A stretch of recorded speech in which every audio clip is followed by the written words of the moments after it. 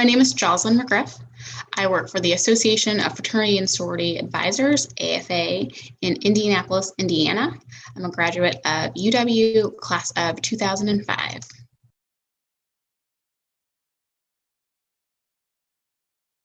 Received a bachelor's degree in sociology with an emphasis in criminal justice and a minor in African American studies.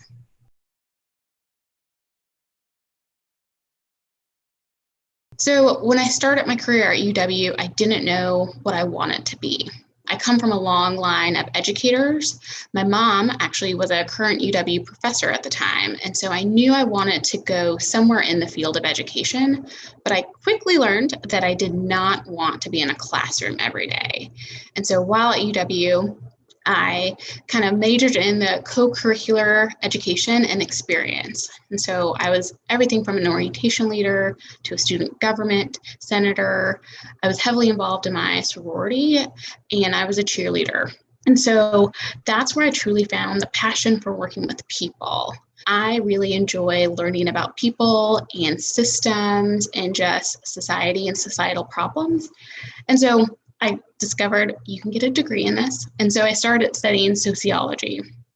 When I graduated from there, I knew I wanted to continue to work with college students and to be in the collegiate environment. And so I went straight on and got my master's degree in higher education administration in Colorado. And then from there, I worked in two institutions.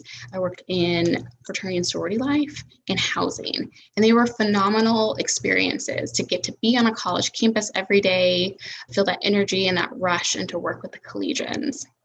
While I was at Colorado, I got a call and an invitation to come work for Pi Kappa Phi fraternity in Charlotte, North Carolina. And so I moved across the country to Charlotte. And for 5 years, I spent time across the country educating college-age men. It was exciting and as challenging as all of that sounds. And so I was having a great time in Charlotte. I thought this is going to be my career. I was going to live here forever.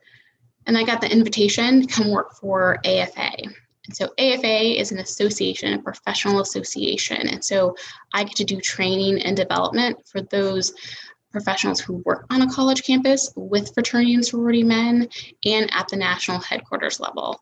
So for me, that seemed like a perfect fit to do training and development and education around a passion of mine. And so I moved to Indianapolis about 5 years ago, and I've been doing AFA work for that time.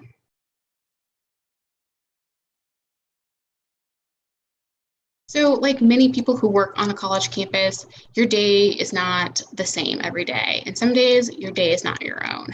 And so I probably put it into 4 different categories of how I spend my time. So I spend about a quarter of my time doing strategic planning and managing a staff. So we have a staff of about 4 professionals. And so supervising them, coordinating that, and doing the administrative end. I spend about a quarter of my time working with our boards. So making sure they have what they need to be successful, doing forecasting and budgetary expenses.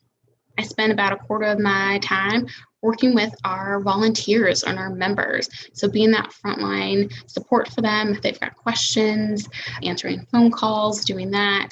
And I spend a quarter of my time working with higher education administrators. So learning about what's going on a college campus, what's the landscape, and getting a sense of what is going on in the industry.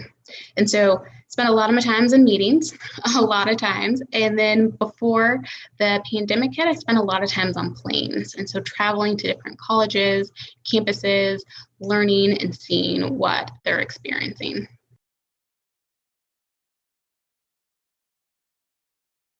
So 2 very distinct and very different things excites me about my job.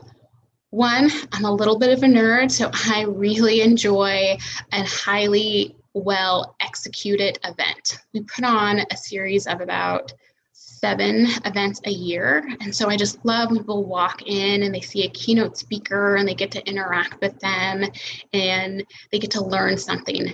And they just get so excited. They like write down in their book something that they learned, something that they want to do, conversations that they're having, the hallway chatter, that excitement of a conference and event.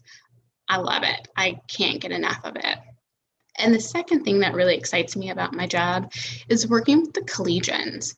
And so seeing those seeds of knowledge really bloom and blossom. So having a conversation with a student, maybe their freshman or sophomore year, and then hearing from them their senior year or after they've graduated and said, that conversation we had was really impactful and really meaningful, and this is how I've utilized that.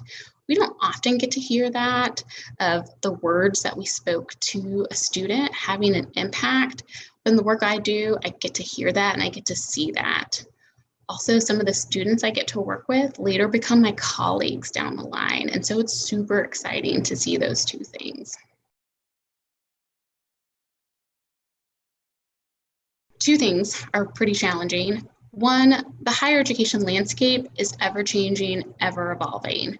And so staying on top of trends that are going on, forecasting potential technology that's going to be available for students and colleagues later is challenging, and just staying abreast of policies, procedures, guidelines, all of that. So that can be kind of challenging. Also, our membership, they are fraternity and sorority members, so they have that familiar collegial experience, and so they just really love each other, which some people wouldn't say is a challenge, but it is, because we are one giant family.